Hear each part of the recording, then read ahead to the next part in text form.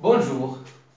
Alors aujourd'hui, on va entamer une nouvelle leçon qui concerne bien sûr la deuxième partie du programme du tronc commun, section internationale, et qui s'intéresse à l'étude de ce qu'on appelle la reproduction chez les végétaux.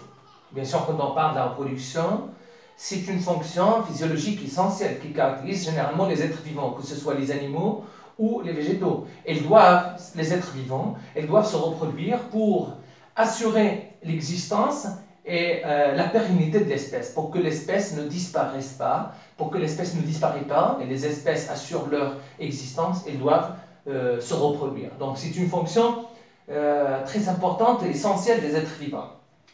Alors, se reproduire, il y a deux modes de reproduction chez les êtres vivants, ou les végétaux dans ce cas, bien sûr, la reproduction chez les végétaux. Soit par voie sexuée, soit par voie asexuée. Quand on dit reproduction par voie asexuée, c'est-à-dire que c'est une reproduction qui ne nécessite pas l'intervention de deux individus.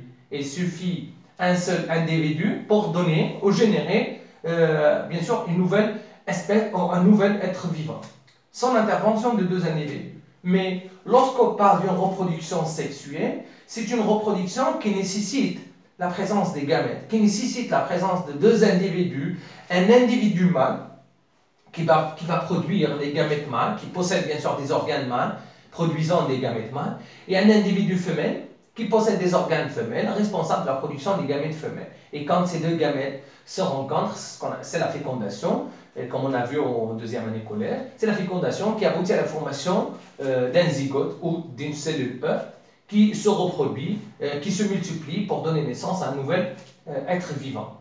D'accord? Alors, quand on parle de la production sexuelle, c'est une production qui nécessite la présence de deux individus, un mâle qui possède des organes mâles et une femelle qui possède des organes femelles. Mais où se trouvent ces organes chez les végétaux? Bien sûr, les organes reproducteurs chez les végétaux sont localisés au niveau des fleurs. Donc les fleurs, elles représentent le lieu où se trouvent les organes reproducteurs, que ce soit mâle ou femelle. Nous, on va s'intéresser bien sûr à l'étude de la reproduction sexuée chez les plantes à fleurs, parce qu'il y a deux types. Généralement, il y a deux types de plantes. Il y a des plantes cryptophytes, ce sont des plantes sans fleurs, qui ne produisent pas des fleurs. On appelle les plantes cryptophytes. Il y a des plantes à fleurs qu'on appelle aussi les phanérogames. Les plantes spermaphytes ou les plantes phanérogames, ce sont les plantes qui possèdent des fleurs. Et quand on dit fleurs, ça veut dire les organes de reproduction, les organes qui renferment l'appareil reproducteur mâle et femelle. Alors pour la reproduction des plantes à fleurs aussi se divisent en deux. Il y a les plantes à fleurs qui produisent des graines à l'intérieur du fruit, qui sont protégées dans un fruit qu'on appelle les angiospermes. Et après, dans la deuxième leçon, on va voir la reproduction sexuée chez les plantes à fleurs qu'on appelle les plantes à fleurs spermaphytes, et bien sûr qui produisent des graines qui sont nues. On appelle les gymnospermes. Donc, on va commencer par les angiospermes et après on va étudier la reproduction sexuelle chez les gymnospermes, comme les conifères. Alors, les organes reproducteurs chez les plantes à fleurs se localisent au niveau des fleurs. Donc, on distingue trois types de fleurs. Des fleurs qui sont unisexuées monoïques et des plantes qui sont unisexuées dioïques et bisexuées hermaphrodites. Qu'est-ce que ça veut dire une plante unisexuée monoïque? C'est une plante qui possède des fleurs, et bien sûr, on trouve une plante qui porte des fleurs mâles et des fleurs femelles. Comme par exemple le kiwi, plante de kiwi. Elle porte à la fois, sur la même plante, on trouve des fleurs mâles et des fleurs femelles. Ce qu'on appelle unisexuées monoïques. Mais il y a des plantes qui sont à la fois, des fois on trouve une plante qui porte des organes, seulement des organes reproducteurs mâles, c'est-à-dire des fleurs mâles, ou une plante qui porte des fleurs femelles. On l'appelle unisexuée mais dioïque, c'est-à-dire deux plantes qui sont distinctes. Une plante qui porte des fleurs mâles, une plante qui porte des fleurs femelles, comme la plante de courgette. Il y a aussi des plantes qui sont bisexuées, on appelle hermaphrodites. Hermaphrodites parce que sur la même plante, on trouve une fleur qui porte à la fois les organes reproducteurs mâles et les organes reproducteurs femelles, comme cette fleur-là. Alors, les organes ou les constituants d'une fleur, dans ce cas j'ai une fleur hermaphrodite parce qu'il renferme à la fois l'organe reproducteur femelle et l'organe reproducteur mâle. Donc les constituants de la fleur, vous les connaissez déjà. Alors une fleur est composée d'un ensemble d'éléments. Donc les éléments qui sont colorés, on appelle des éléments colorés ou des feuilles colorées qui diffèrent selon l'espèce, on l'appelle les pétales. Donc il est composé de pétales. Donc nous avons plusieurs pétales ici. Et des petites feuilles à la base de la fleur et qui sont toujours de couleur verte, on appelle les sépales. Les sépales. Alors l'ensemble de pétales, elles forment ce qu'on appelle la corolle. Et l'ensemble des sépales, elles forment ce qu'on appelle le calice. Le calice. Le calice et la corolle, c'est l'organe protecteur de la fleur. C'est l'appareil qui protège les constituants, les organes reproducteurs de la fleur. Il s'appelle le périanthe. Le périanthe. Le périanthe de la fleur, c'est l'appareil protecteur qui protège les organes reproducteurs. On l'appelle aussi l'appareil protecteur ou périanthe, l'ensemble corolle et calice. Bien sûr, nous avons plusieurs pétales qui forment la corolle et plusieurs sépales qui forment le calice. Et l'ensemble corolle et calice forment ce qu'on appelle le périanthe. Et à l'intérieur de la fleur, on trouve les organes reproducteurs mâles et femelles. Donc, ces éléments-là, ce sont les étamines.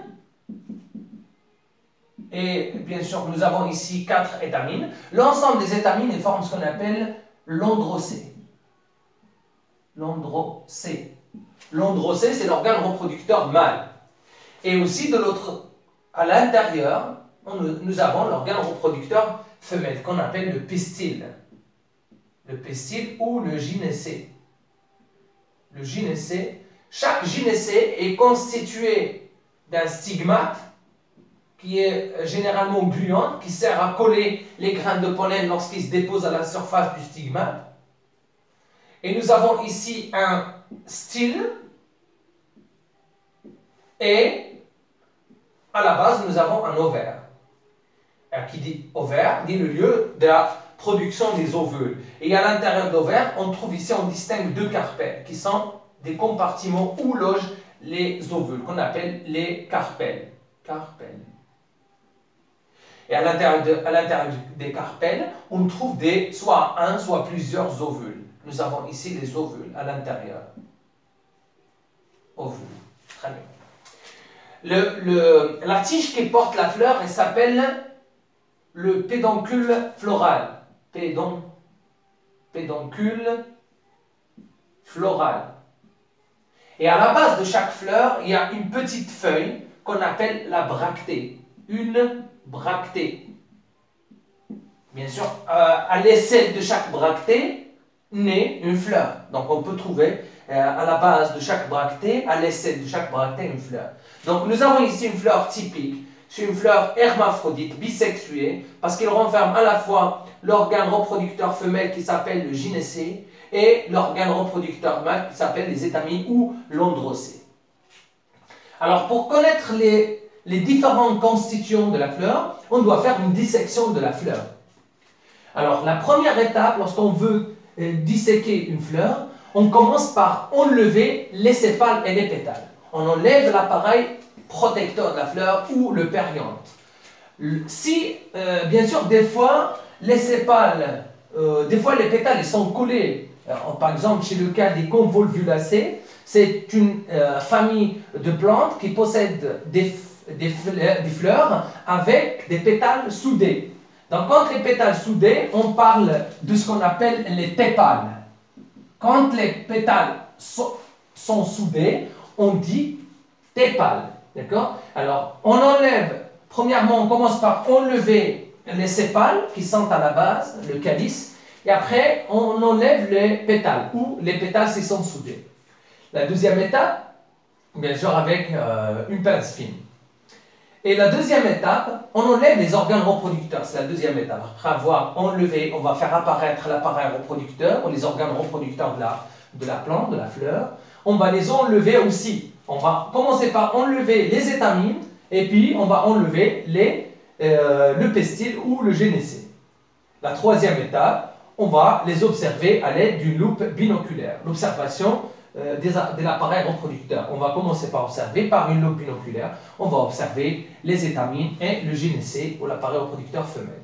Après, on termine par un compte rendu. Alors, dans le compte rendu, on va essayer de coller les organes protecteurs et les organes reproducteurs de la fleur en respectant bien sûr l'agencement spatial de la fleur. On commence par coller au milieu, au centre, le pistil, et puis après on va coller les anthères, les étamines, et après on colle la corolle ou l'ensemble des pétales, et puis on termine par, on suit par les pétales, et on termine par la bractée. D'accord ? Et maintenant, on va passer à ce qu'on appelle le diagramme floral et la formule florale de la fleur. Bien sûr, chaque espèce végétale possède des fleurs, bien sûr, dont le nombre des pétales et des sépales varie selon l'espèce. Et ils ne sont pas toujours les mêmes, le nombre des pétales et des sépales. C'est pour cela qu'on aura besoin de tracer ou de réaliser ce qu'on appelle un diagramme floral. Alors, comment on réalise le diagramme floral et qu'est-ce que ça veut dire un diagramme floral? Donc, le diagramme floral, c'est une représentation schématique d'une coupe transversale. On va prendre la fleur et on va le couper transversalement. Ça veut dire, par exemple, la fleur, on va le couper comme ça, transversalement. Et c'est une coupe qui va traverser toutes les pièces florales. Elle va traverser les sépales, les pétales, puis les étamines, et puis elle termine par le pistil ou le génécée. Donc, qu'est-ce qu'on va faire? Alors, on commence par schématiser, bien sûr, l'axe de la fleur. Alors, on commence par schématiser l'axe de la fleur, et puis la bractée qui est à la base, toujours la bractée à la base. Alors là, la bractée. Hein? Et puis, on poursuit par, bien sûr, les sépales. Donc, les sépales, ils sont là. Ils sont représentés par des cercles. Par exemple, on prend un exemple d'une fleur. Nous avons une fleur, par exemple, une fleur qui est composée de, par exemple, 3 sépales. C'est juste un exemple. 3 sépales et 3 pétales. 3 pétales. Et par exemple 4 étamines. Et un génécé qui est formé par exemple 4 carpelles. 4 loges. 4 carpelles, c'est-à-dire les loges où il y a un ou plusieurs ovules. Alors, on va commencer par représenter, après avoir déterminé et schématisé la bractée, on va schématiser maintenant les sépales. Donc, toujours par un schéma, un croissant de lune qui sont vides. Alors, nous avons 3 sépales. Alors, nous avons là. Alors, premier sépale, comme ça. Deuxième sépale, toujours, bien sûr, on respecte. Deuxième sépale, elle est là. Et puis, troisième sépale est là. Regardez là. C'est comme des croissants de lune, mais qui sont vides. D'accord? Et puis, on passe aux pétales. Donc, les pétales, c'est à l'intérieur. C'est un verticelle. Un verticelle. On va centripète. On va entrer vers l'intérieur de la fleur. On a commencé de l'extérieur vers l'intérieur. Commencer par schématiser la bractée, bien sûr, l'axe de la fleur. Et les sépales, on va aussi schématiser les pétales. Les pétales aussi par des demi-cercles, par des croissants de lune qui sont cette fois-ci remplis, qui sont pleins. Alors, on commence. Alors, on va les schématiser comme ça. 1, 2 et 3. On va les remplir, bien sûr. Alors ça, ce sont les pétales. Donc, nous avons les sépales. Et après, nous avons les pétales et on va passer aux étamines. Donc, les étamines sont par des... c'est comme la lettre B mais à l'envers. Donc, nous avons 4 étamines. Donc, l'étamine 1, elle est là. 1, l'étamine. Et puis 2, puis 3 et 4e étamine. Donc, nous avons 4 étamines. Et au centre, on va représenter là les 4 carpelles avec un cercle, bien sûr, qui est divisé en 4. Parce que les carpelles sont comme ça. Donc, nous avons ici 4 carpelles. D'accord? Ça, c'est un diagramme floral. Le diagramme floral. D'accord? Le diagramme floral. Alors, le diagramme floral va nous aider à déterminer ce qu'on appelle la formule florale. La formule florale, elle nous aide à déterminer l'espèce végétale. Ça s'appelle la formule florale. La formule. Alors, pour la formule florale, bien sûr, on va se baser. Alors, c'est aussi une représentation graphique, c'est une représentation comme une formule mathématique dans laquelle on va représenter les sépales avec la lettre S. Donc, les sépales avec la lettre S. Les pétales, on va les symboliser par la lettre P. Les étamines avec la lettre E. Et les carpelles avec la lettre C. D'accord? Carpelles avec la lettre C. Alors, on commence par compter le nombre des sépales. Le nombre des sépales, ici, nous avons 3 sépales. Donc, on va écrire 3 S, c'est-à-dire 3 sépales. Nous avons 3 sépales. 3 S. Et combien de pétales? Aussi 3. 3 P. C'est le nombre de pétales. Et combien d'étamines? Nous avons 4. Donc, on va écrire 4. 4 étamines, 4 E. Et combien de carpelles? 4. Nous avons 4 carpelles. 1, 2, 3, 4. 4 C. Et c'est ça. Bien sûr, là, c'est la formule. On va écrire, bien sûr, ça c'est une fleur hermaphrodite. On peut écrire ça, c'est le schéma d'une fleur hermaphrodite. Donc, ça c'est la formule florale d'une plante ou d'une fleur hermaphrodite. Donc, elle est composée de 3 sépales, 3 pétales, 4 étamines et 4 carpelles. Et des fois, par exemple, comme je vous ai dit tout à l'heure, des fois on trouve les pétales soudés. Alors, quand ils sont soudés, dans le diagramme floral, on les relie comme ça. D'accord? S'ils sont soudés, on va les relier avec un arc comme ça. Et dans la formule florale, on va mettre les pétales entre parenthèses. Si on trouve les pétales comme ça entre parenthèses, ça veut dire que les pétales sont soudés. Et si on ne trouve pas les parenthèses, ça veut dire qu'ils ne sont pas soudés. La même chose pour les carpelles. Si les carpelles sont soudées, on va les mettre entre parenthèses. S'ils ne sont pas soudés, on ne va pas les mettre entre parenthèses. Elles sont comme ça. D'accord? La même chose pour les sépales et ainsi de suite. Ça, c'est le diagramme floral, la formule florale. Et ça, c'est le diagramme floral d'une fleur. Et merci.